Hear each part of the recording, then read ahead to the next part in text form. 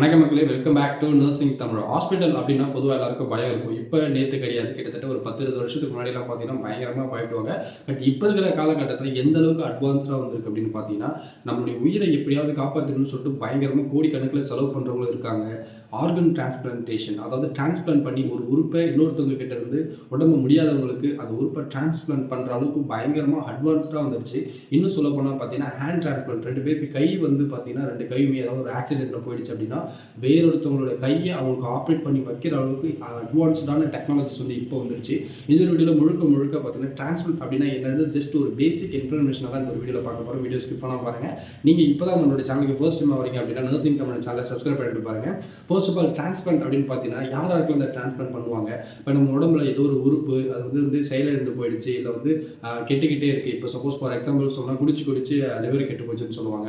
அந்த மாதிரி லிவர் கெட்டு போகிற பேஷண்ட்டுக்கு பார்த்தீங்கன்னா வேற ஒரு டோனர்னு சொல்லுவாங்க. அதாவது ஒன்று அவங்க ரிலேட்டிவ்குள்ளே இருக்கும், இல்லைன்னா வெளியில் யார்கிட்டயாவது இருக்கும். அவங்ககிட்ட இருந்து ஆப்ரேட் பண்ணி அந்த லிவரில் ஒரு குறிப்பிட்ட பர்சன்டேஜ் பார்ட்டு தான் ஃபுல்லாக இவ்வளோ பெருசு இருக்குன்னா அப்படி பெருசாக எடுத்து வச்சிட மாட்டாங்க. டிரான்ஸ்பிளான்டேஷனில் லிவரை பொறுத்த வரைக்கும் பார்த்தீங்கன்னா கொஞ்சமாக ஒரு பர்சன்டேஜ் ஒரு பார்ட் எடுத்து வைப்பாங்க, அது ஆட்டோமேட்டிக்காக வளர ஆரம்பிச்சிடும். அந்த மாதிரி ஒவ்வொரு ஆர்கனுக்குமே பார்த்தீங்கன்னா பயங்கரமான டிரான்ஸ்பிளான்டேஷன் வந்து இப்போ வரைக்கும் இந்தியாவில் மட்டும் கிடையாது, ஆல் ஓவர் த வேர்ல்டு வந்து டிரான்ஸ்பிளான்ட் வந்து நடந்துக்கிட்டு தான் இருக்குது. என்னென்ன உறுப்புலாம் டிரான்ஸ்பிளான்ட் பண்ணுவாங்க அப்படின்னு பார்த்தீங்கன்னா ஃபார் எக்ஸாம்பிளுக்கு கிட்னி, லிவர், லங்ஸாக இருக்கட்டும், heart and then heart valves, சின்ன நரம்பு முதற்கொண்டு பார்த்தீங்கன்னா எலும்பாக இருக்கட்டும், டெண்டான்ஸ் அதாவது இந்த ஜவ்வுன்னு சொல்லுவாங்க, அந்த மாதிரி சின்ன விஷயங்கள்ல இருந்து இப்போ நம்மளுடைய ஸ்கின் இருக்குது பார்த்தீங்கன்னா தோல், இது முதற்கொண்டு பார்த்தீங்கன்னா டிரான்ஸ்பிளான்ட் பண்ணுறாங்க. நம்ம முன்னாடி சொன்ன மாதிரி ஹேண்ட் டிரான்ஸ்பிளான்ட் கூட நிறைய பண்ணிட்டு இருக்காங்க. இந்த மாதிரி பயங்கரமாக நிறைய டிரான்ஸ்பிளான்டேஷன் வந்து ஆல் ஓவர் த வேர்ல்டு வந்து நடந்துகிட்டு தான் இருக்குது. அப்போது இதெல்லாம் வந்து கொஞ்சம் காஸ்ட் எப்படி இருக்கும் அப்படின்னு கேட்குறீங்களா? காஸ்ட்டை பொறுத்த வரைக்கும் பார்த்தீங்கன்னா கொஞ்சம் ஹை தான். பட் நம்ம இந்தியாவில் அதுவும் தமிழ்நாட்டில் மேஜராக பார்த்தீங்கன்னா நிறைய கவர்மெண்ட் ஸ்கீம்ஸ் இருக்குது. இதெல்லாம் வந்து தௌசண்ட்ஸ்லாம் பே பண்ண மாட்டாங்க, லேக்ஸில் வந்து பே பண்ணுவாங்க. பயங்கரமாக இருக்கும். சில பேருக்கு வந்து பார்த்தீங்கன்னா காசு இருக்கும், அவங்க கிட்ட கோடிக்கணக்கு இருக்கும், பட் அவங்களால டிரான்ஸ்பிளான்டேஷன் பண்ண முடியாது. ஏன் அப்படின்னு கேட்டிங்கன்னா அவங்களுக்கு சரியான ஒரு டோனர் கிடைக்க மாட்டாங்க. கரெக்டான டோனராக இருக்கணும். டோனருடைய உடம்பை வந்து செக் பண்ணி பார்த்துட்டு இவங்களுக்கு அவங்களுக்கு ஓரளவுக்கு மேட்ச் ஆகுதான்னு பார்ப்பாங்க. ஏன் அப்படின்னா ரிஜெக்ஷன் ஆகிடக்கூடாது. ஏன்னா ஒரு உறுப்பு எடுத்து இவங்களுக்கு ஆப்ரேட் பண்ணி இல்லாதவங்களுக்கு வைக்கிறப்ப அந்த உறுப்பு அவங்களுடைய உடம்பு ஏற்றுக்கணும்.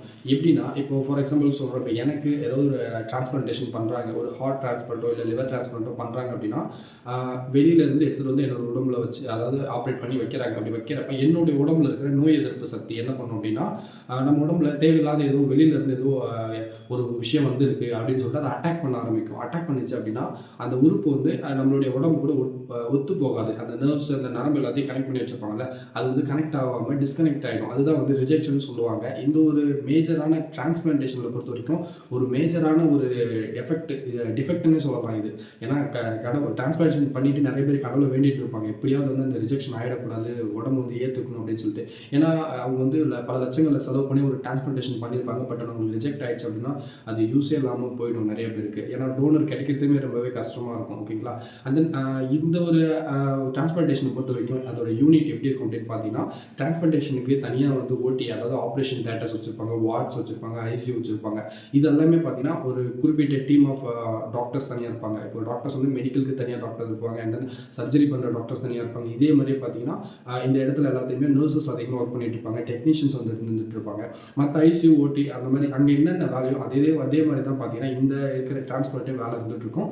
பட் கொஞ்சம் எக்யூப்மெண்ட்ஸ் அந்த டெக்னாலஜிஸ்லாம் கொஞ்சம் வேரி ஆகும். மற்ற ஐசியூ இப்போ ஜென்ரல் ஐசியூ கம்பேர் பண்ணுறப்ப டிரான்ஸ்பிளான்ட் ஐசியூவில் கொஞ்சம் வெரைட்டி ஆஃப் இன்ஸ்ட்ருமெண்ட்ஸ் யூஸ் பண்ணிட்டு இருப்பாங்க. சில ப்ரோட்டோகால்ஸ் வந்து வேறுபட்டு இருக்கும். அண்ட் தென் அவங்க பேஷண்ட்ஸ்க்கு கொடுக்குற மெடிசன்ஸ் வந்து வேறு மாதிரி இருக்கும். ஃபார் எக்ஸாம்பிள் சொன்னோம் அப்படின்னா டிரான்ஸ்பிளான்டேஷன் தான் அதிகமாக அந்த இம்யூனோ சப்ரசன்ட் அப்படின்னு சொல்லிட்டு ஒரு மெடிசன்ஸ் வந்து யூஸ் பண்ணிப்பாங்க. எதுக்கு அப்படின்னா அவங்களுடைய நோய் எதிர்ப்பு சக்தியை கொஞ்சமாக குறைக்கிறது. ஏன் அப்படின்னா அந்த நம்மளோட நோய் எதிர்ப்பு சக்தி தான் டிரான்ஸ்பிளான்டேஷன் பண்ணதுக்கப்புறம் அந்த ரிஜெக்ஷன் பண்ணுறதுக்கு காரணமாக இருக்குது. அதனால் அதை கொஞ்சம் கண்ட்ரோல் பண்ணுறதுக்காண்டி மெடிசன்ஸ் கொடுப்பாங்க. அப்புறம் அந்த கிராஃப்ட் அந்த டிரான்ஸ்பிளான்டேஷன் பண்ணதை வந்து கொஞ்சம் நல்லா இம்ப்ரூவ் பண்ணுறதுக்காண்டி சில மெடிசன்ஸ் எடுத்துருப்பாங்க. இதெல்லாம் வந்து லாங் டர்மாக எடுத்துக்கிற மாதிரி இருக்கும். நல்ல ஒரு எப்படி சொல்கிறது, இப்போ ஒரு டிரான்ஸ்பிளான்டேஷன் பண்ணிட்டாங்க அப்படின்னா அவங்க வந்து கீப் ஆன் அவங்கள வந்து ரிவ்யூ வர சொல்லிகிட்டே இருப்பாங்க. அவங்க வந்து செக் பண்ணிகிட்டே இருப்பாங்க, எந்த அளவுக்கு இருக்குது, எப்படி இருக்குதுன்னு சொல்லிட்டு அதோட டிரான்ஸ்பிளான்ட் பண்ண இடமும் சரி அந்த ஆர்கனும் சரி எப்படி இருக்குதுன்னு சொல்லிட்டு கண்டிப்பாக ரிவ்யூ வர சொல்லி செக் பண்ணிகிட்டே இருப்பாங்க. ஓகேங்களா? இதில் நர்சஸுடைய ரோல் டிரான்ஸ்பிளான்டேஷனில் என்ன அப்படின்னு கேட்டிங்கன்னா நான் முன்னாடி சொன்ன மாதிரி மற்ற ஐசியூ வார்டில் இருக்கிற மாதிரி தான் பார்த்தீங்கன்னா ஓரளவுக்கு சேமாக தான் இருக்கும். பட் அங்கே இருக்கிற ப்ரோட்டோகால்ஸாக இருக்கும், பேஷண்ட்ஸை பார்க்குற விதமாக இருக்கட்டும் எல்லாமே கொஞ்சம் டிஃபர் ஆகும். ஏன் அப்படின்னா தே ஆர் பேயிங் இன் லேக்ஸ். அதுவும் மெயினாக டிரான்ஸ்பிளான்டேஷன் அப்படின்னு பார்த்தீங்கன்னா அந்த பேஷண்ட்டுக்கு இன்ஃபெக்ஷன் எதுவும் வராமல் பார்த்துக்கணும். நான் முன்னாடி ஒரு வீடியோவில் ஓடி ஆப்ரேஷன் தேட்டர் பற்றி போட்டுருப்பேன். அங்கே வந்து ஏசெப்டிக்காக ஃபுல்லாக வந்து ஃபாலோ பண்ணிட்டு இருப்பாங்க. அதாவது சுத்தமாக ஸ்டெரைலாக இருக்கணும். அதே மாதிரி தான் பார்த்தீங்கன்னா டிரான்ஸ்பிளான்டேஷன். ஏன்னா டிரான்ஸ்பிளான்ட் பண்ணி வர பேஷண்ட்டை வந்து அவங்க உடம்பை வந்து கிழிச்சு ஆப்ரேட் பண்ணியிருப்பாங்க. அவங்களுக்கு ஈஸியாக வந்து மற்ற நோய்கள் வர்றதுக்கு ஒரு சான்சஸ் இருக்குது. பிகாஸ் அவங்களுடைய இம்யூன் பவரும் கொஞ்சம் கம்மியாக இருக்கும் அந்த டைமில். அது கம்மியாக இருக்கிறப்போ அவங்க நோய் அதிகமாக வரும். அதனால் அவங்களுக்கு கரெக்டான ப்ராப்பரான பிபியூலாம் யூஸ் பண்ணியிருக்கணும். அவங்க கிட்ட போகும்போதோ இல்லை அவங்களுக்கு இருக்கிற சென்ட்ரல் லைன் ஏதாவது மெடிசன் கொடுக்க லைன் போட்டிருப்பாங்க, சென்ட்ரல் லைன் சொல்லுவாங்க. அந்த ஒரு லைன் ஹேண்டில் பண்ணுறதுக்காக இருக்கட்டும். அது மட்டும் இல்லாமல் ஆப்ரேட் பண்ண சைட்டில் வந்து பார்த்தீங்கன்னா ட்ரெயின், அதாவது வேஸ்ட் கழிவுகள்லாம் வெளியே வர்றதுக்காட்டி ட்ரெயின் ஒரு 2-3 ட்ரெயின்லாம் இருக்கும். அதெல்லாம் வந்து ஹேண்டில் பண்ணுறப்ப ஸ்டெரலாக ஹேண்டில் பண்ணணும். ஏன் அப்படின்னா ஹேண்டில் பண்ணுறவங்களுடைய கையிலேருந்து அவங்களுக்கு எதுவும் தொற்று நோய் போயிடக்கூடாது அப்படின்றதால கொஞ்சம் கான்ஷியஸாக இருப்பாங்க. மேஜராக இந்த ஒரு இது தான். அப்புறம் ரெகுலராக வந்து பிளட் இன்வெஸ்டிகேஷன் பண்ணுறது, வைட்டல் செக் பண்ணுறது, பேஷண்ட்டுக்கு ஃபுட் கொடுக்குறது, அந்த மாதிரி பேசிக் எல்லாமே இருந்துட்டு தான் இருக்கும். அதே நேரத்தில் டிரான்ஸ்பிளான்ட் பண்ண பேஷண்ட்டை வந்து டோனரையும் சரி டிரான்ஸ்பிளான்ட் அதோட ரெசிபியன்ட்டும் சரி பார்த்தீங்கன்னா ஒரே இடத்துல தான் வச்சுருப்பாங்க பக்கத்தில். ஏன்னா 2 பேருக்கும் இருக்கிற வேரியேஷன்ஸ் எதாவது இருக்குது, அப்நார்மல் எதாவது இருக்கான்னு சொல்லிட்டு அப்சர்வ் பண்ணிகிட்டே இருப்பாங்க.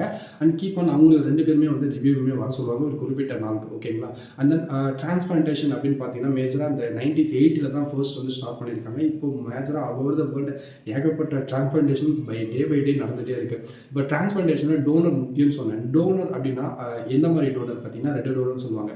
ஒன்று லைவ் டோனர், இன்னொன்று டெத் டோனர். லைவ் டோனர் அப்படின்னா என்னன்னு பார்த்தீங்கன்னா ஒருத்தவங்க உயிரோடு இருப்பாங்க. ஃபார் எக்ஸாம்பிளுக்கு சொல்லணும் அப்படின்னா ஒரு அண்ணன் இருக்காரு. அண்ணனுக்கு வந்து இப்போது லிவர் போயிடுச்சு, சம்திங் ஏதோ ஒரு உறுப்பு தேவைப்படுது. அவங்களுடைய தம்பி உயிரோடு இருக்காங்க.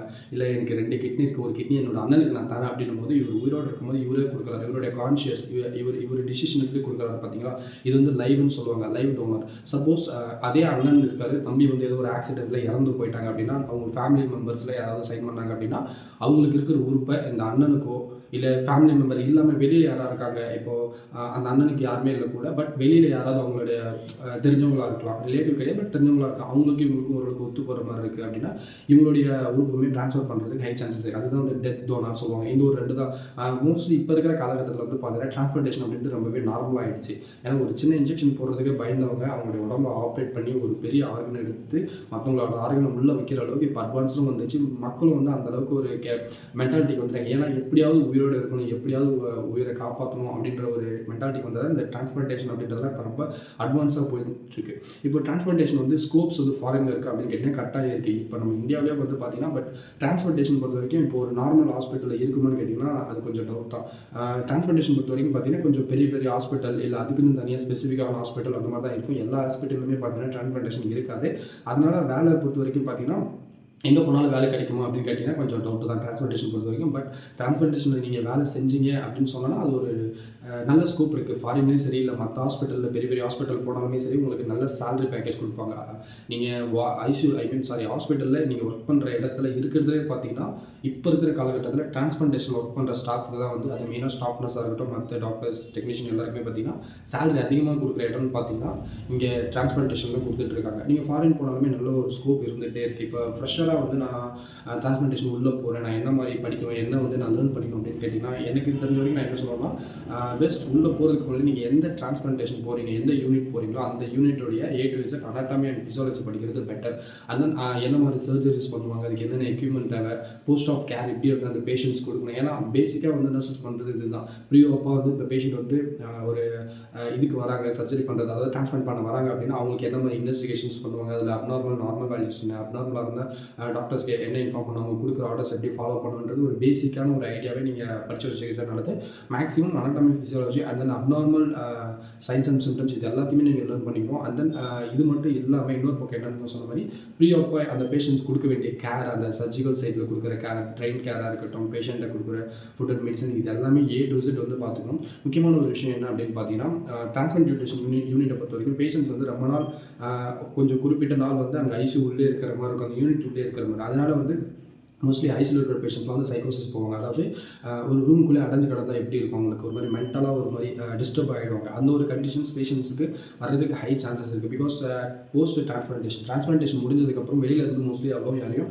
அலோவ் பண்ண மாட்டாங்க. இன்ஃபெக்ஷன் ஆகக்கூடாது அப்படின்றதால. அதனால் அவங்களை யாருமே பார்க்க முடியலையே, ஒரே இடத்துல இப்படி அடைஞ்சு கிடக்கிறமேன்னு சொல்லிட்டு கொஞ்சம் டிஸ்டர்ப் ஆவாங்க. அந்த ஒரு சுச்சுவேஷனை ஹேண்டில் பண்ணுறதுக்கு நம்ம வந்து லேர்ன் பண்ணிக்கணும். ஆஸ் ஏ ஒரு ஃப்ரெஷராக வந்து ஒரு ஸ்டாஃப்னஸ் வந்து உள்ளே வரீங்க அப்படின்னா அவ்வளோதான் ஃப்ரெண்ட்ஸ். நான் மோஸ்ட்லி டிரான்ஸ்பிளான்டேஷன் யூனிட்டை பற்றி சொல்ல வந்தது எல்லாத்தையும் சொல்லிட்டேன். இதில் ஏதாவது மிஸ் பண்ணி என்ன கீழே கமெண்ட்டில் மென்ஷன் பண்ணுங்க, கட்டாயம் ரிப்ளை பண்ணுறேன். அண்ட் இந்த மாதிரி நர்சிங் ரிலேட்டட் வீடியோஸ் பார்க்கணும்னு நினச்சிங்கன்னா நம்மளுடைய நர்சிங் தமிழோட சேனலை கட்டாயம் சப்ஸ்கிரைப் பண்ணி வச்சுக்கோங்க. அண்ட் தென் உங்களுடைய ஃப்ரெண்ட்ஸ் யாராவது ஃபேமிலி மெம்பர்ஸ் யாராவது நர்சிங் படிக்கிறாங்க அப்படின்னா அவங்களுக்கு இந்த ஒரு வீடியோ ஜஸ்ட் யூஸ்ஃபுல்லாக இருக்கும்னு நினச்சிங்கன்னா அவங்களுக்கு கட்டாயம் ஷேர் பண்ணுங்கள். தேங்க்ஸ் ஃபார் வாட்சிங். நாளைக்கு வீடியோ பார்க்கலாம். பை.